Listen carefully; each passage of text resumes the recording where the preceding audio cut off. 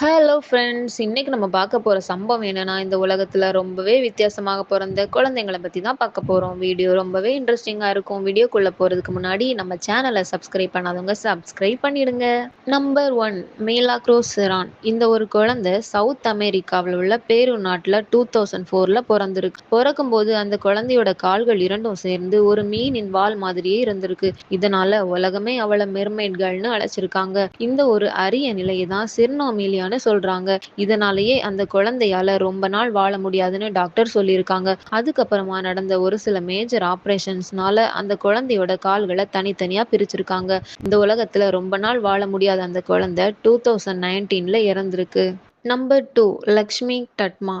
இந்த ஒரு குழந்தை 2005ல இந்தியாவுல பொறந்திருக்கு. பொறக்கும் போதே 4 கை மற்றும் 4 கால்களோட பிறந்த ஒரு அரிய வகை குழந்தையாகத்தான் உலகம் முழுவதும் 8 லைம்டு பேபின்னு அழைச்சிருக்காங்க. இந்த ஒரு விசித்திரமான நிகழ்வு அந்த குழந்தையோட இணைஞ்சிருந்த மற்றொரு அன்டெவலப்டு ட்வின் காரணமாகத்தான் வந்திருக்குது. அதுக்கப்புறமா 2007ல இந்தியாவுல பிரபலமான 27 டாக்டர்கள் ஒன்று சேர்ந்து 40 மணி நேர சர்ஜரிக்கு அப்புறம் அந்த குழந்தையோட கை கால்களை பிரிச்சிருக்காங்க. இப்போ அந்த குழந்தை ஒரு சாதாரண குழந்தை மாதிரி ஆரோக்கியமா வாழ்ந்துட்டு இருக்கு. நம்பர் 3 சுபத்ரா சஸ்பென்.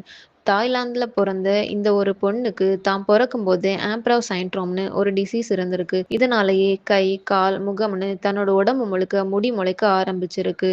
இதனால அந்த பொண்ணுக்கு 2010ல த வேர்ல்டு ஹேரியஸ்ட் கேர்ள்னு வேர்ல்ட் ரெக்கார்டும் கொடுத்திருக்காங்க. Number 4 Tom டெனானண்ட்.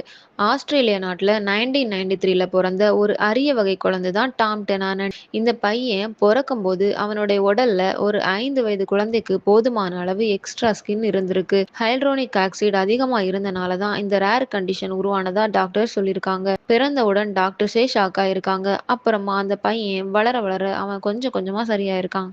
Number 5 Ethan. 2014ல அமெரிக்காவுல பிறந்த ஒரு குழந்தை தான் ஈத்தன். பிறக்கும்போது அவனுக்கு ஒரே கண்ணு தான் நெற்றியில இருந்திருக்கு. இந்த ரேர் கண்டிஷனை சைக்ளோபியான்னு சொல்றாங்க.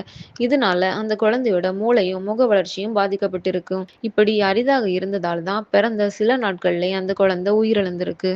நம்பர் 6 ஜிலாங் ஆன்டிகா. இந்த குழந்தை 2018ல இந்தோனேஷியாவுல பிறந்திருக்கு. ஒரே உடல்ல 2 முகங்கள் 2 மூளைகளோட பிறந்திருக்கு.